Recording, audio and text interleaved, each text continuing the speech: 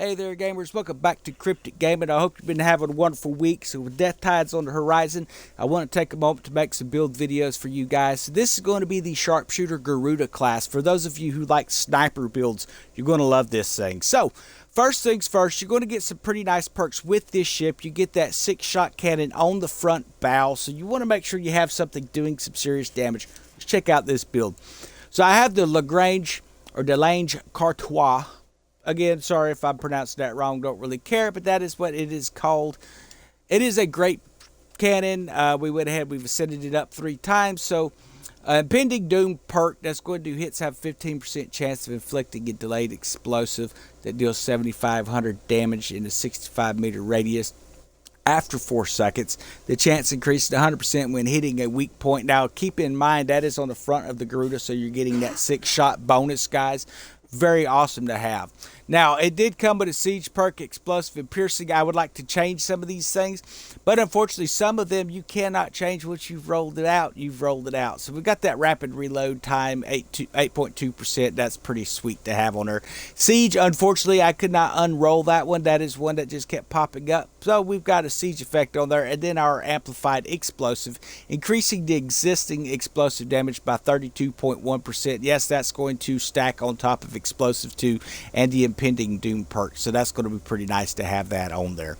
Now with the sides coming in, I do want to have something close up because a lot of folks like to crowd you, and let's face it, man, some of those long guns, they could take a little bit longer to reload. So we went with the Klein Cartois.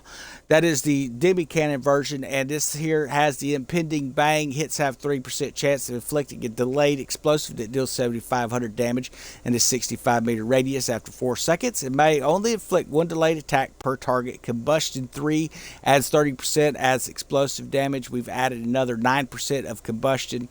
We've got some repair readiness on there as well, and that roar effect.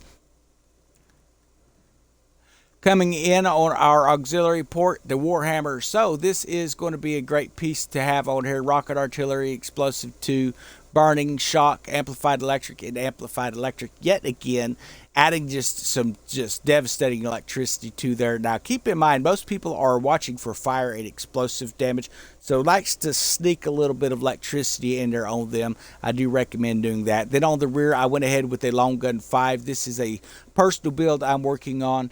It was going to be one of those things we weren't really going to release, but a fellow streamer who likes to blab their mouth too much when they gave all the information out. So if you take a typical gun such as long gun 5, you can ascend it 4 times and you can actually build a gun that's more powerful than anything you will find in the game. So here's what we've got: piercing 1, combust, burn, tearing, and winning streak. We've added these to our weapons. This is going to be, if someone is chasing you down, you can take them out pretty quick. Really great to have on there.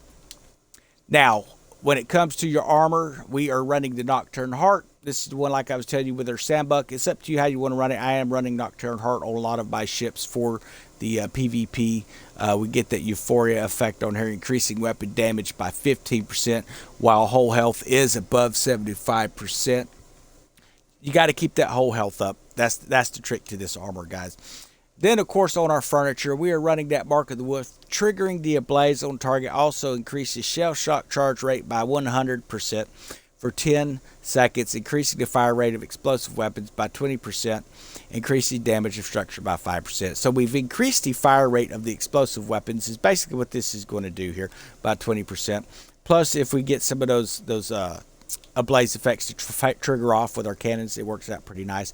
Dynamic ballast control reduces the incoming secondary damage for every 100 meters. So as they are attacking you and they're pretty far out, try to keep some gap between you and them. It's going to reduce the incoming secondary damage for every 100 meters of the attacker.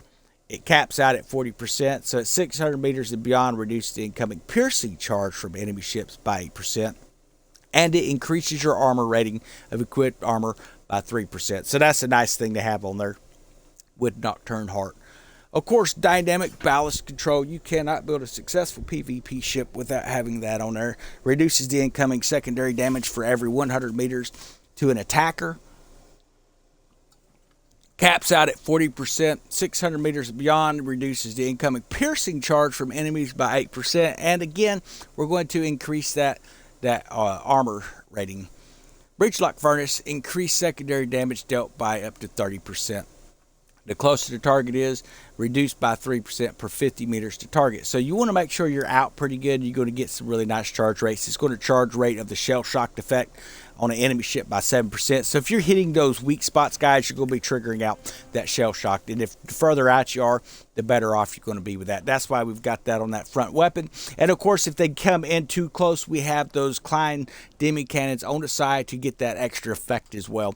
Fantastic build on there. A fusing station, decreasing the reload time of front weapons and rear weapons by 12%, increasing the secondary damage dealt by the front and rear weapons by 15%. Understand this is a sharpshooter long range ship. We do have some close range weapons on the sides to help, but we're either going to be coming at them or moving away from them. That's why we've got those long guns on the front and back, guys. Ramrod Workshop decreases the reload time of broadside weapons by 15%, increases secondary damage dealt by broadside weapons by 10%.